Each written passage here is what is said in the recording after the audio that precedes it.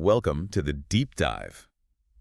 You know that heavy, sinking feeling that lands right around Sunday evening? Oh, yeah. The air thickens, the anxiety kicks in. Yeah. We call it the Sunday scaries. Mm-hmm. And for most working people, this dread, it isn't really about how hard Monday's tasks are or, some big deadline. No, it's often deeper. It's about a lack of connection to purpose. Yeah, it's that sensation of being like a boat just floating at sea, totally subject to the current, whatever the job throws at you. Instead of feeling like you're actually steering towards somewhere you want to go, our sources frame this perfectly, actually. This urge to stop letting life just sort of happen to you. And start designing it. Exactly, designing a future you genuinely want. And that feeling, that loss of control. Mm-hmm. Our sources define it as loss of control in work, or sometimes you hear the term "Watkins chuang kongamvik." Right. And before we can figure out how to, reclaim that control, we kind of need to understand the symptoms. That's right. The Sunday scaries, well, that's just that specific anxiety state before the week begins. Right.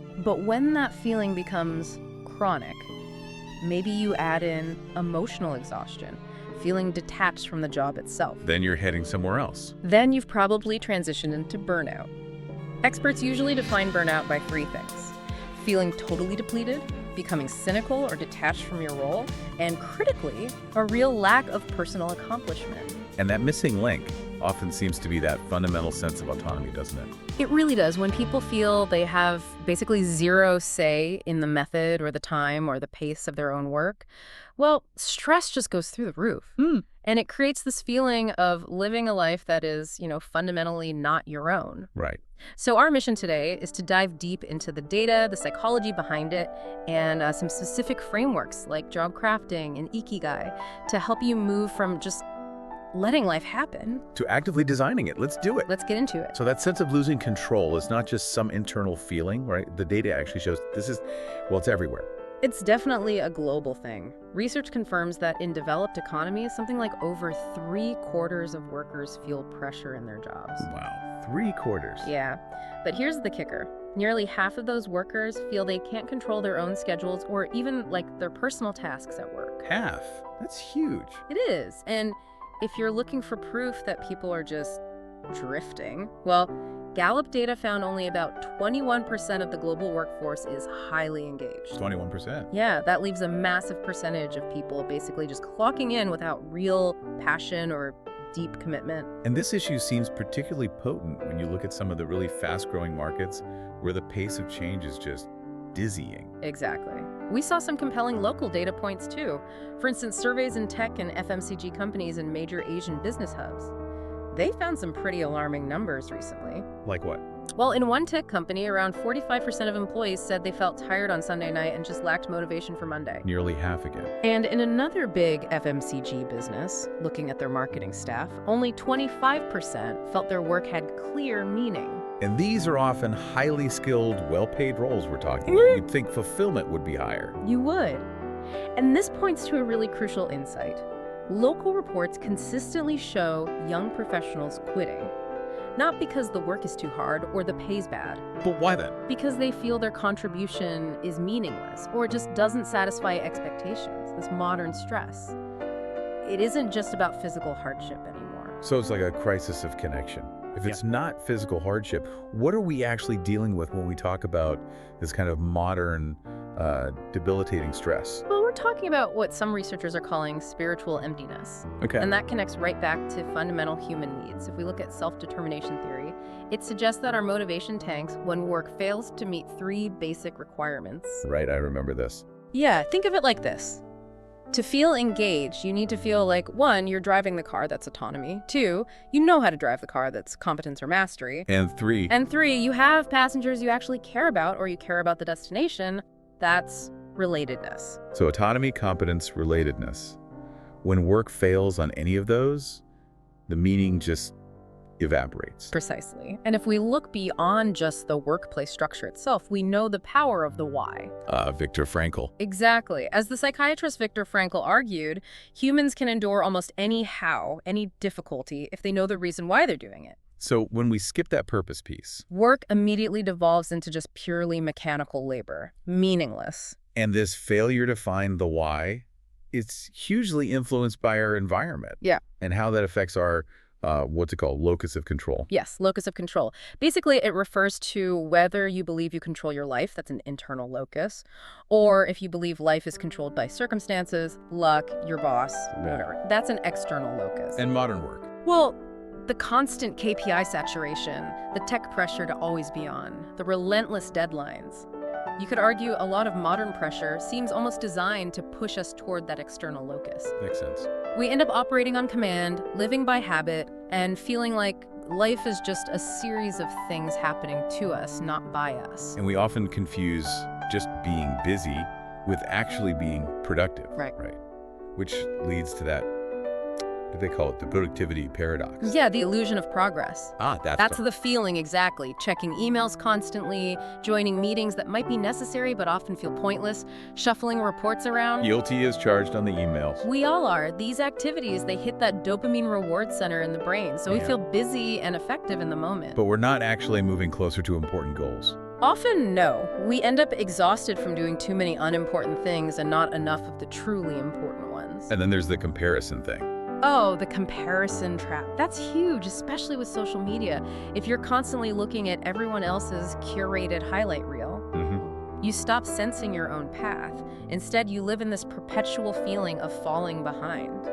Okay, so this brings us to the critical question then. How do we actually switch that perspective? How do we reclaim the driver's seat and move from being passive receivers to active diviners of our work and life? Well, it really starts with defining what makes work meaningful in the first place. There's the meaningful work model. Okay. Meaning is essentially the connective tissue between what you personally care about and what your organization is trying to achieve. When you feel your job contributes something bigger than yourself. You commit more, you feel better about it. Yes, you commit long term and you fight off that exhaustion much more effectively. And the power of just shifting perspective is shown so perfectly in that Harvard Business School study on hospital cleaners. That one always sticks with me. Oh, it's a classic, yeah. The researchers found that those cleaners who consciously reframed their work, not as just cleaning rooms, but as helping patients recover. They were happier, more engaged. Dramatically so. Happier, more engaged, and actually more effective at their jobs. Meaning truly comes from the viewpoint you choose. Not just the title on your business card. Exactly. You define the purpose of your contribution. And this is where that concept of job crafting becomes so vital, isn't it? Absolutely. Job crafting. It's the idea that workers have the power to proactively change how they see, interact with, and even perform aspects of their job to create personal meaning. Without necessarily needing a whole new role or promotion. Precisely. Think about someone stuck with administrative duties, right? If they only see organizing files as some mandated procedure, yeah, it's boring. Tedious. Totally. But if they consciously reframe that task as, say, helping my entire team access information faster and safer, which allows them to focus on high-value strategy, Okay. suddenly they shift the task from a tedious procedure to an indispensable contribution. That's job crafting in action. And when you combine that proactive effort, that job crafting, with self-efficacy, which is basically the belief in your own ability to succeed. Then you cultivate what researchers call psychological ownership. Ownership. And the ownership, according to the research, is absolutely vital. When workers feel that sense of ownership, they act more positively, they protect their time better, they view results as theirs. Not just the companies. Exactly. And that is the key shift from just passive existence to active design. Okay, so let's get practical. Let's move to the actionable steps. Yeah. What are the actual practices that you, listening right now, can start embedding today to apply these ideas and design a future where maybe those Sunday scaries don't even exist? Right. Well, the first thing you probably need to do is audit your life's compass. Do a core values check-in. How does that work? Just sit down, list the 5 values you truly deeply cherish. Maybe it's freedom, maybe creativity, stability, impact, whatever they are for you. Okay, got my 5 values, then what? Then honestly compare those values to what your current job actually provides, day to day. And if there's not much overlap? Well, if that overlap is less than, say, 50%, you're probably living against the value stream, as some call it. Against a value stream, I like that. And that chronic disconnect, that's a straight path to exhaustion. Because every day you're compromising something truly essential to who you are. Makes sense. What's next? Secondly, revisit the concept of Ikigai, that Japanese idea. The intersection of what you love what you're good at, what the world needs, and what you can be paid for. Right, finding that sweet spot. Yeah, but it's not a one-time thing. It's not a single destination you find and you're done. It should be a dynamic map. You should probably check and update your Ikigai model maybe every 6 months or so, just to ensure you're tracking your own evolution. Good point. Yeah. Things change. We also need to get better at just managing the stress that comes with demanding work, right? Definitely. And that's where practicing mindful working comes in. Research suggests that building mindfulness into your workday can significantly reduce occupational stress. Does it have to be like hours of meditation? Not at all. It doesn't take hours.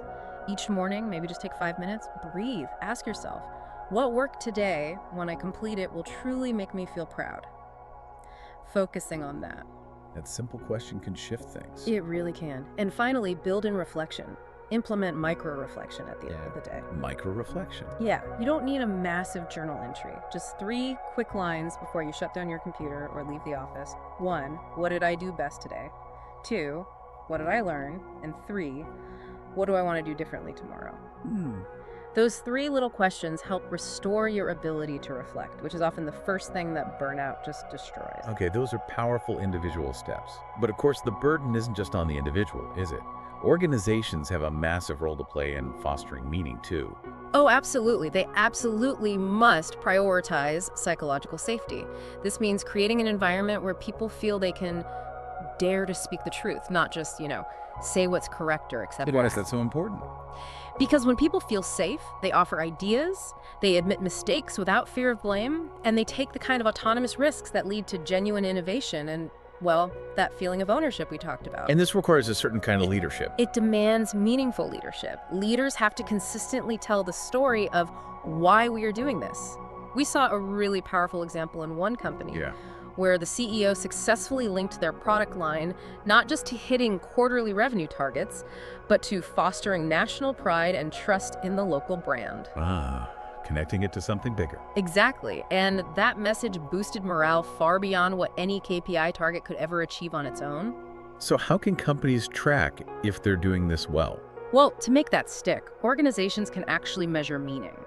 They should track things like a work meaning index, WMI, or an autonomy ratio like what percentage of tasks do employees actually get to decide on themselves. Okay. Plus things like the engagement score Gallup's Q12 is a common one, and turnover intention.